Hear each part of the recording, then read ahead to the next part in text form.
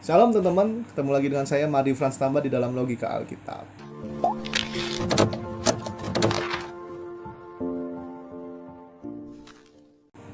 Hari ini saya akan membahas apakah orang Kristen berdosa ketika orang Kristen bernyanyi lagu dunia atau menikmati lagu dunia. Ya. Kita tahu sendiri bahwa lagu itu adalah hasil dari susunan pemikiran-pemikiran manusia yang berupa bisa pengalaman pribadinya, peristiwa, atau sejarah yang pernah dia alami atau orang lain alami dia tuangkan di dalam lirik lagu. Lagu juga bisa diartikan sebagai susunan-susunan nada ya, yang terkumpul dari berbagai nada menjadi satu alunan nada yang indah, dan itu artinya lagu ya. Dan pada hari ini kalau kita berkata apakah orang Kristen berdosa menyanyikan lagu dunia, saya bilang tergantung. Yang pertama, tergantung motivasinya. Kalau motivasi kita menyanyikan lagu dunia sebagai bentuk apresiasi kepada karya seseorang ya yang telah dia buat, dan itu kita menghargai karya itu, menurut saya itu tidak dosa. Saya kasih contoh seperti ini, teman. Kita tahu sendiri ada lagu dari anak bangsa yang sedang viral di YouTube ya, yaitu lagu Latih ya.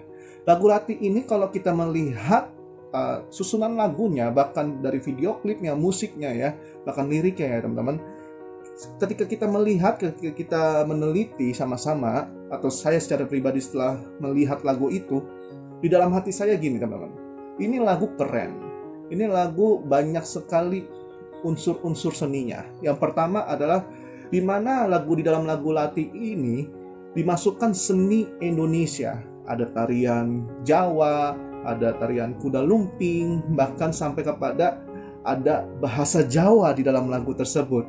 Nah, ini kan lagu yang banyak sekali nilai seninya, dan ternyata lagu ini bisa dikenal oleh banyak orang ya. Apalagi pembuat lagu ini adalah dari anak-anak muda di Indonesia yang kita tahu adalah World Genius. 3 anak muda yang dalam grup World Genius ini, yaitu Reza Octavian, Gerard Liu, dan siapa namanya satu lagi itu Eka Gustiwana kalau nggak salah ya. Nah, mereka bertiga ini adalah orang-orang hebat. Mereka telah menciptakan lagu yang memiliki seni-seni tradisional sehingga orang dunia, orang luar negeri bisa mengerti bahasa Jawa, tarian Jawa, bahkan sampai kepada nilai-nilai pakaian-pakaian tradisional Indonesia. Ini merupakan suatu hal yang membanggakan seharusnya teman. Kita sebagai orang percaya, ketika kita menikmati lagu Latih, melihat lagu Latih, dan mendengarkan lagu Latih, apakah kita berdosa?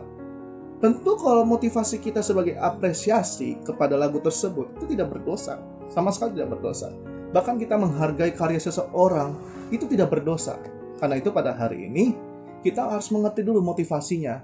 Berbeda jika kita menikmati lagu dunia, memiliki motivasi yang dimana kita menaruh hati, kita hancur hati mendengarkan lagu itu, bahkan kita sampai mengasihi lagu ini, mencintai lagu ini, melebihi lagu-lagu pujian kepada Tuhan, melebihi lagu-lagu rohani.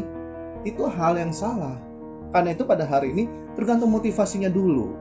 Apakah orang Kristen berdosa menyanyikan lagu dunia? Saya bilang tergantung motivasi dia dulu. Mengapa dia nyanyikan lagu itu? Mengapa dia mendengarkan lagu itu? Karena itu pada hari ini kita harus punya motivasi yang benar. Untuk memiliki motivasi yang benar butuh namanya kedekatan dengan Tuhan. Jadi apapun lagu yang kita dengar itu tidak akan menggoyahkan iman kita ketika kita punya hubungan yang baik dengan Tuhan. Karena itu teman-teman, motivasi kita harus benar dulu dengan Tuhan. Ketika kita sudah memiliki motivasi yang benar, apapun lagu yang kita dengar itu tidak akan menggoyahkan iman kita. Bahkan kita tidak mencintai lagu dunia itu sendiri ya. Yang kedua teman-teman, pada saat kapan kita katakan bahwa kita salah atau kita berdosa mendengarkan lagu dunia ya? Ketika kita mendengarkan lagu dunia yang isi lirik lagunya itu adalah kata-kata yang menghujat Tuhan, kata-kata yang membuat kita tidak percaya kepada Tuhan, bahkan kata-kata yang membawa kita menyembah kepada setan. Nah, ini kalau kita menyanyikan lagu yang isi liriknya seperti itu teman-teman, tentu pada dasarnya kita menyanyikan lagu tersebut adalah hal yang salah.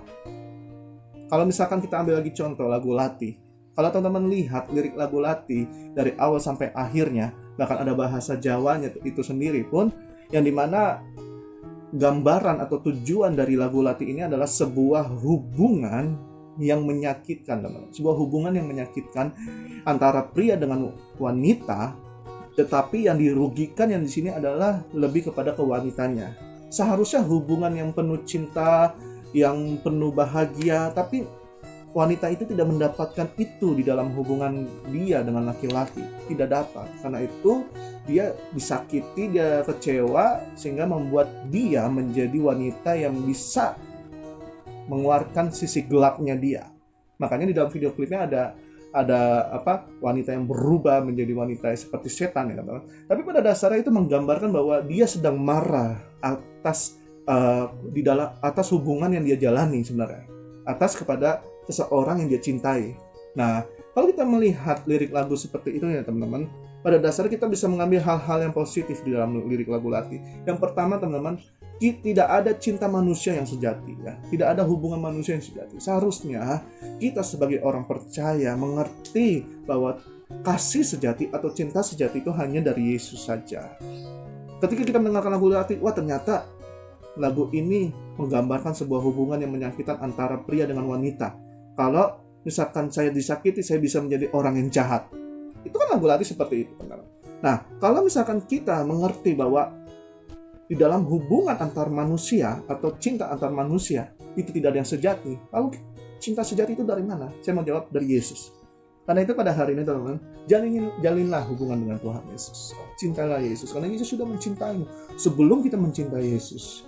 Yang kedua teman-teman, di dalam membangun sebuah hubungan antara kita dengan manusia atau antar kita sesama kita atau dengan lawan jenis, atau teman-teman sendiri yang mau masuk dalam pacaran atau menikah, saya mau katakan ini, jalinlah hubungan dengan dasar kebahagiaan. Jadi kalau kita mau menjalin hubungan, yang kita harus tahu adalah saya harus memberikan kebahagiaan kepada orang yang saya sayang, pada orang yang saya pilih menjadi pasangan saya. Nah, kalau misalkan kita tidak memberikan kebahagiaan, yang ada apa? Kita menjadi orang yang sakit, yang kecewa, teman-teman. Nah, lagu Lati itu seperti itu, teman-teman. Hubungan tidak ada namanya kebahagiaan yang dia rasakan ketika dia tidak mendapatkan kebahagiaan dan dia dirugikan, dia menjadi kecewa dan dia menjadi marah, ya. Jadi ketika kita mendengarkan sebuah lagu, kita pelajari dulu lirik lagu tersebut. Karena kalau kita nggak pelajari lirik lagu tersebut, kita akan salah, teman-teman. Ada contoh penyanyi dari Brazil di era 70-an yang bernama Bon Scott. Salah satu lagunya itu liriknya seperti ini, teman-teman, yang sudah saya terjemahkan di Indonesia, ya. Saya senang sekali berjalan ke neraka. Waduh, saya senang berjalan ke neraka. Ini kan lirik lagu yang tidak benar, teman-teman. Kalau kita nyanyi lagunya pun juga tidak ada hal-hal yang menyenangkan hati Tuhan, bahkan nilai-nilai positif yang kita terima itu tidak ada.